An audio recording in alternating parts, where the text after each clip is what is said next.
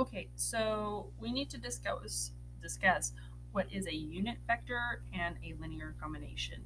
A unit vector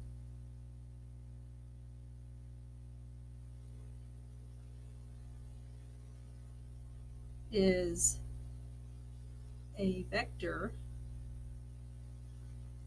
with length or magnitude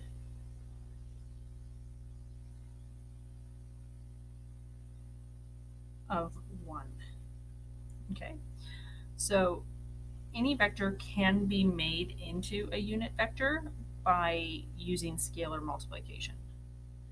So let's say we have the vector u, and let's say it was -5, -12.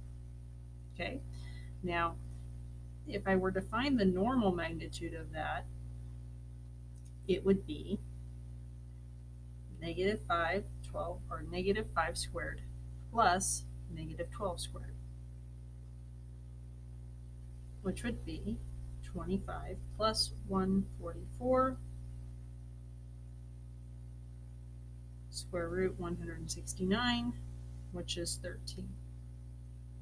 Okay, now let's say for whatever reason I wanted to create a unit vector that had the same direction as my vector u, but with a length of 1.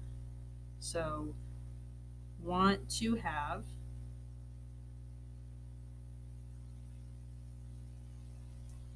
a unit vector with the same direction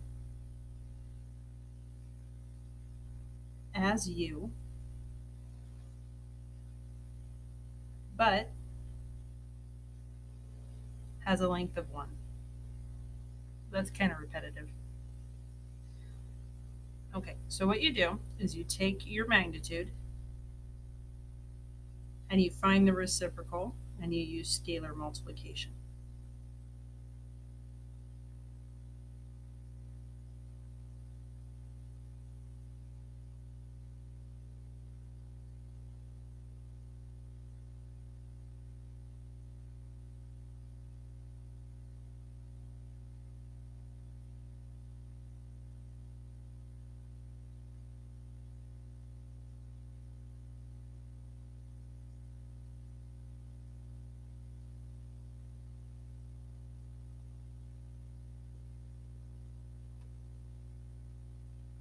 Okay, so let's go ahead and multiply that. So we're going to get -5 over 13, -12 over 13. Now, just for verification purposes, I want to verify that the length is actually 1.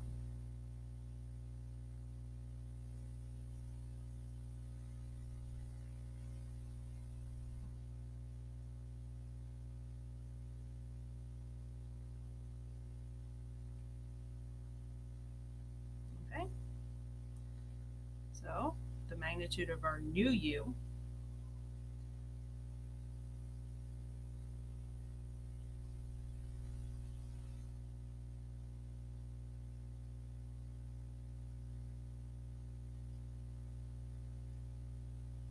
Okay, so if I square -5 over 13, I get 25 over 169 plus 144 over 169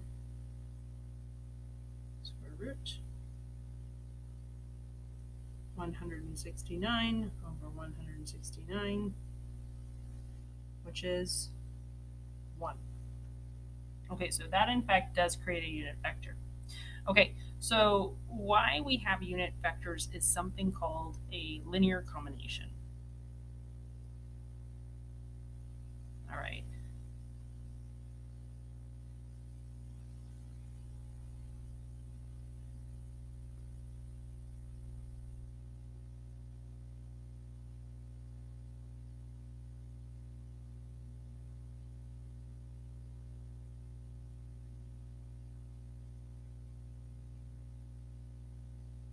So we're going to define the vector I as the unit vector 1, 0, and then we're going to define the vector j to be the unit vector 0, 1. So if I were to graph these,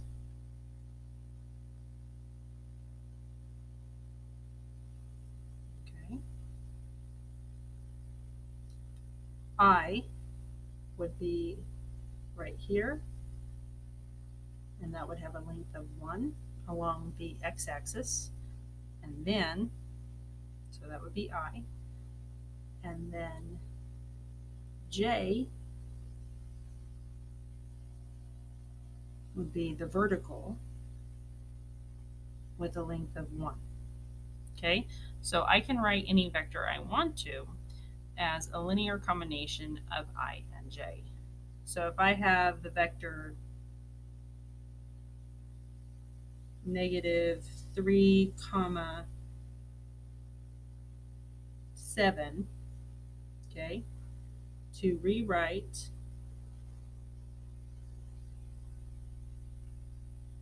as a linear combination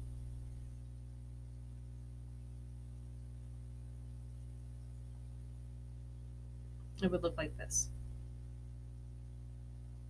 We use scalar multiplication. So we go 3 times our vector I plus 7 times our vector j, like that. Okay. And that's still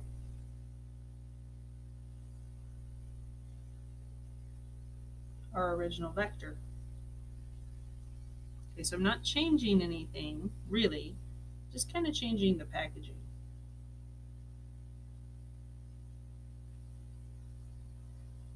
So what that does is it allows me to write a vector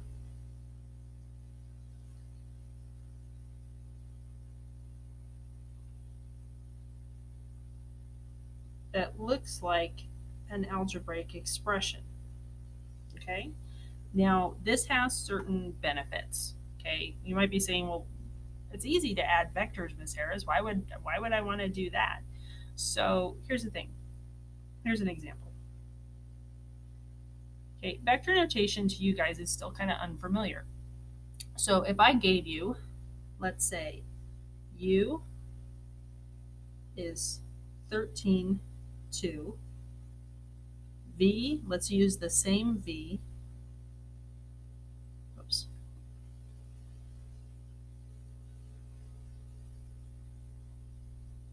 okay, and then w, let's use 5, 2, okay, and then I said, okay, well, I want you to find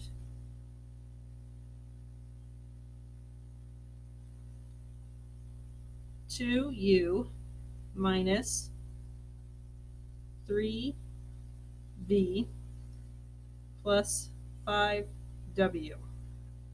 Okay, you might find it hard to do it like this. You might not.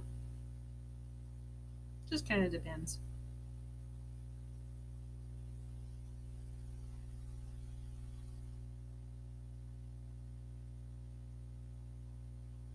Okay, so that's the vector notation. Now let's do the same problem in the linear combination format. So u would be 13i plus 7j. V would be negative 3i plus 7j. And then w would be 5i plus 2j. So if I did the same problem,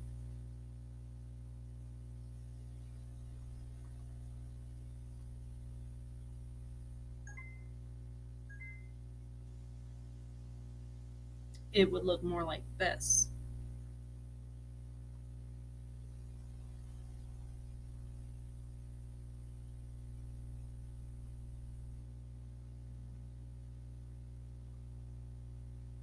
Oops. Sorry, I miswrote my own problem. that should be a 2. Sorry about that. There we go. And then 5.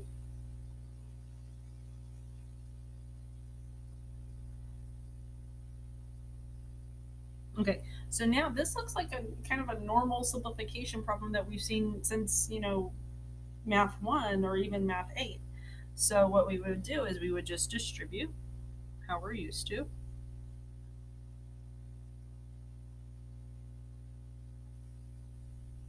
Oops. So we would get 26i plus 4j, then positive 9i minus 21j plus 25i plus 10j.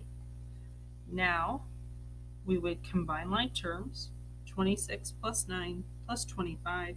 Let's see, that's going to be 51 plus 9. That's going to be 60i. And then 4, negative 21, positive 10. So that's going to be negative 7j. So that might be a little bit easier for you to do. Now you're going to get the same answer. It's just a format. Another use for this is to put vectors into what we call a matrice. So if we have multiple vectors and we need to solve, sometimes it's useful to put them in what's called a matrix. Okay, so we can use what we call matrix operations, row operations, things like that to solve a system. Okay, so that's another use that will probably show up later on. Okay, so again, this is called a linear combination.